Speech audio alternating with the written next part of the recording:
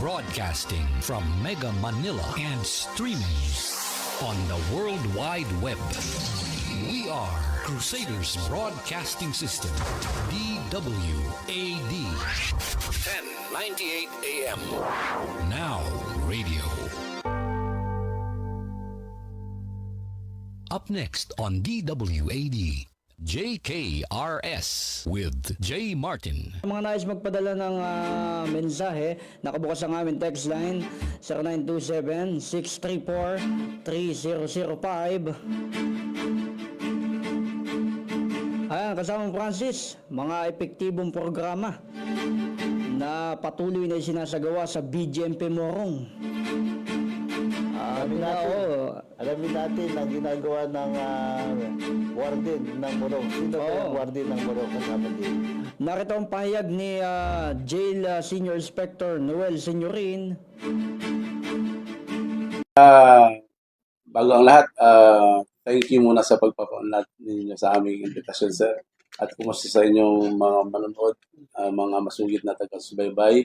At binabati ko rin yung aking mga Calabarzon BGMP family. And of course, ang ating Tri-Bureau family and the rest of the Filipino people. Ang Morong BGMP ay stable ang ating sitwasyon. Normal palagi ang sitwasyon araw-araw. Dahil sa tulong na rin ng mga BGMP personnel na nag-implement ng mga programa patungkol sa kaligtasan at development ng PDL. Generally speaking, walang reported any untoward eventuality or incidents. Lahat ay nagkakaroon ng equal opportunity dahil sa considering na yung facility ng Morong ay bago, around 3 years pa lang, at ang kasalukuyang ginagawa ng administrasyon ngayon ng Morong ay pinagpapatuloy yung maintenance at dinadagdagan yung mga kakulangan. At yan ay sa tulong na rin ng ating local government ng Morong, LGU ng Morong. Okay. Ang BGMP ay may kaibahan siyempre sa PNP Detention Facility. Dito sa BGMP ay ang ating mga PDL, ang tawag ay Persons Deprived of Liberty, ay nagkakaroon na ng mga oportunidad para matuto ng mga tamang gawain. Maraming mga tools of development programs na ginagawa. Meron na kami ditong alternative learning system, yung mga hindi nakapag-aral sa labas. At ang tawag sa kanila ay learners. At every twice a week ay nagkakaroon sila ng civilian, yung ALS facilitator na pumupunta rito, at meron din kaming ALS facilitator na officer, at dalawa sila ang tumututok doon. Tinututukan nila yung pag-aaral ng mga out-of-school youth. At dito ay nakakapagtapos sila, elementary at secondary. Isa yun sa programa na ipinagmamalaki ng BGMP. Meron ding programa ngayon na yung KKDK, yung Katatagan, Damayan sa Komunidad, Kalusugan, Damayan sa Komunidad. May KKDK facilitator din kami from the Calabarzon na trained yon. At may numbers din kami ng PDL, may schedule sila. Nagsasagawa kami meron kami develop dyan sa area na activity area, na kung saan merong mga monitor, may tools din na mga program, modules naman ang tawag. At may graduation yon. Pagmamalaki nila yon. Sa pamamagitan nun, ay may inspire sila. Matututo sila ng mga masamang epekto ng droga. More on drug-related cases yung mga beneficiaries na PDL doon. Iyon ang isa sa mga programa. At ang pang-araw-araw na in-observe dito sa Morong, ayun yung Therapeutic Community and Modality Program. At araw-araw yon ay naisasagawa. May mga coordinators. May mga coordinators na tawag. Dati ang tawag sa lumang old school na pangungulungan ay yun yung mayor. Di ba? Yung bastonero, yun yung pinaka Sergeant at Arms, yun ang tawag. So dito sa BGMP na bago na, tawag na namin dyan ay coordinators. At hindi na kulungan o selda o dormitory na.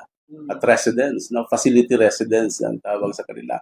Para parang iba na ang feeling mo pag sabi ko nga sa mga nakakulong sa kanila, pwede niyong sabihin na sa sarili niyo, buti na lang na nakulong ako sa BGMP. dahil kung hindi ko natutunan ang mga to, no? As I said, yung TCMP na yon ay regularly implemented yon every morning. May mga detalyado ang pagpapatupad noon, may nagsusupervise at nagkakaroon sila ng may mga ano rin related din yun, may religious ano rin yun may mga interfaith may insertion din yun ng interfaith na activities. So, ang development program sa BJMP ay nandiyan na nga yung sports and recreation activity. Meron yan. May schedule yan. Yun nga yung ALS. Di ba? Yun din yung livelihood programs. Yung basket making. At sa ibang jail, malaking fasilidad, malaki ang activity area. Marami silang ano. Dito, pinagkakasya namin ang aming resources. At hindi namin napapabayaan yon. May magtuturo kami ng mga skills enhancement training program. Required kami yan. Lahat ng jail required ng BJMP. At kailangan mag-submit namin ng after activity reports. So, nandyan din yung interfaith. Nandyan yung values restoration program. May schedule din yan. Every week yan. Ngayon nga, ang ating values ngayon ay service. May focus value of the week na tinatalakay at may BRP officer. May BRP officer na nakatutok dyan. Every week, kinagathered sila. Ang magandang setup dito sa Morong Municipal Jail, may center activity corridor. So, both sides, nandun na yung mga PDL. Lahat sila ay nakikater. Lahat sila ay nakakarinig with microphone and nakikita nila yung monitor. So, nandun na tayo sa livelihood, ALS, TCMP, values restoration, religious activities or interfaith. What else? Sports and recreation. May film viewing kami. Safe din yung film viewing namin kasi meron kaming widescreen na pinaprovide sa kanila. Tuwa sila pagka ganun. Although, yung film viewing na yan ay limited ang mga ipapakita. At yun dapat yung mga film na yan ay with value. No? Para sa kanila. Educational, informative ang kalaman. Yun yung sa part ng development, no? At sa security, at na-address na rin yung aming concern dito dahil 1 year ago, dumating ako dito, ay wala pang perimeter fence. And thank you sa Rizal Provincial Government through, of course, the local Morong municipal government. Through them, na ipagkaloob sa amin na natapos na ang aming mataas na na perimeter fence. At compare with the other existing perimeter fence in the BJMP Man Jail, mababa. Ito, aside from 5 meters, mayroon pang 2 meters na concertina.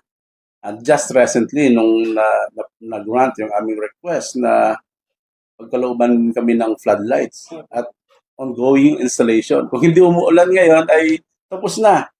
May 10 floodlights, kailangan ng pasilidad yung maraming ilaw. Shout out sa local government ng Morong dahil napagbibigyan ng aming mga hilingan for the welfare and security of the general public. Hindi lang ng PDL, the general public na yan. So una yun na nga, yung perimeter fence, yung new latest development, and of course, kasabay niyan ay yung pag-initiate namin ng construction ng separate supervisor's gate. May gate supervisor's post na ang tawag dyan. Yung pinasukan natin kanina, fresh pa yon. Ang mga resources nun ay sa ating mga nagtitinda ng tiles, humingi kami ng letter, nag-request, may tiles silang provide. At mga repurposed materials lang ang ginamit. Kumbaga, generally speaking, yung efficient-wise yung aming resourcefulness ang aming sipag at pagiging resourceful at innovative. Visitors, pasasalamat sa inyong pag-unawa. Pagpasensahan nyo ang mga programa na naibigay kung may kakulangan man kami. Huwag kayong mag-alala dahil ang inyong mga kamag-anak, mahal sa buhay, ay safe sila dito. Maayos na nakakatulong. Just ito lang, nag-request ng inyong lingkod ng mga small pillow, no? Kasi sa international, sa pag-cater ng PDL, dapat yung main So, pangit naman pag sa tsinelas natutulog, subject to security inspection lang, walang problema yan Yung nagbibigay nga ng pillow sa amin is mga religious ano pa in advance, pero nandiyan na yung mga pilos at in-scrutinize pa namin, in-search pa. May una na sila ngayon, di ba? Yes, palagi kong kinakausap ang ating mga PDL, ang tinatawag doon ay weekly talk with PDL. Palagi kami nag-uusap, weekly dialogue with PDL. Ang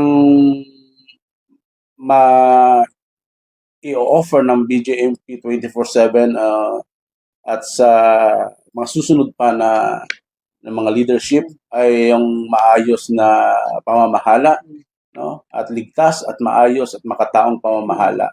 Dahil ang BJMP ay nandito lang para sa inyo na maglilingkod ng mahusay, no?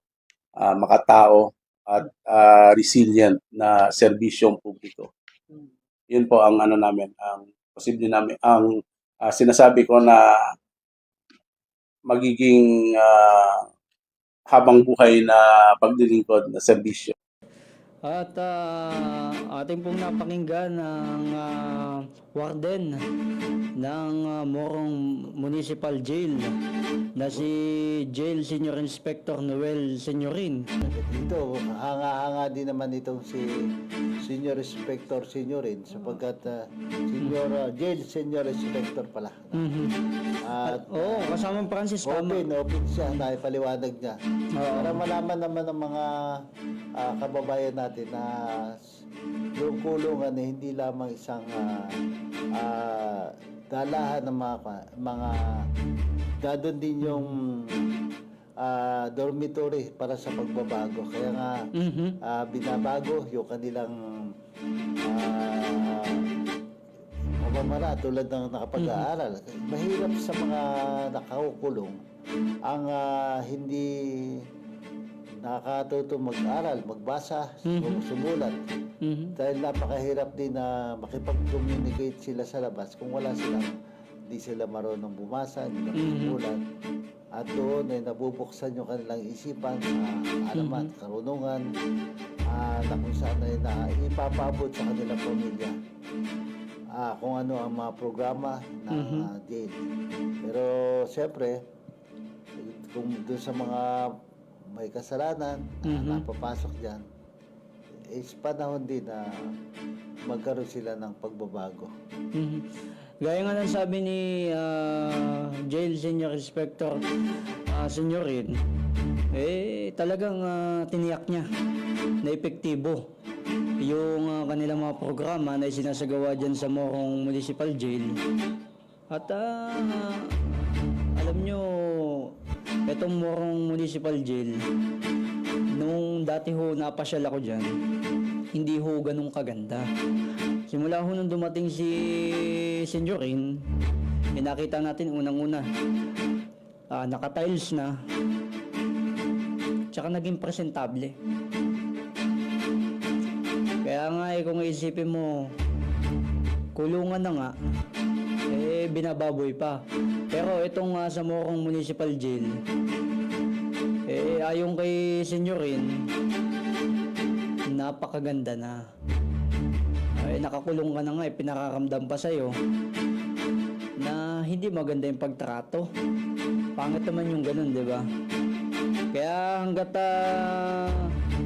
hanggat na warden dyan si Senyorin, sisiguraduhin niya raw na maayos yung pamamalakad. Congratulations warden sa Morong at sana yung iba pang mga warden ay maging open din sa mga ganitong pagkakataon. Hindi, tsaka makikita naman natin dun sa kanilang official Facebook page. Halos araw-araw, meron silang isinasagawang mga proyekto doon, activities. Tsaka nakita din natin yung, nakita ko kasi sa Facebook page, meron silang parang daily, paglilinis talaga. Nililinis yung buong pasilidad.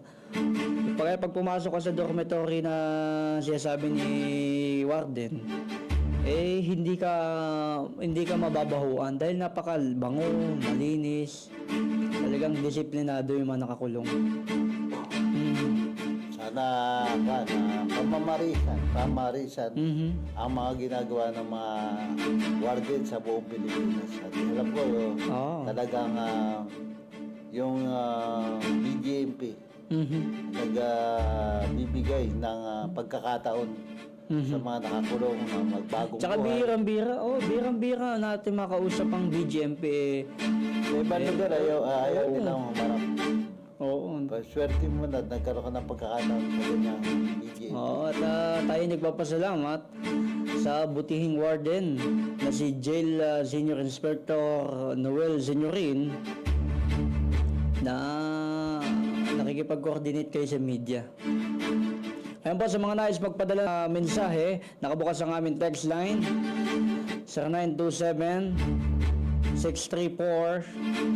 0927-634-3005.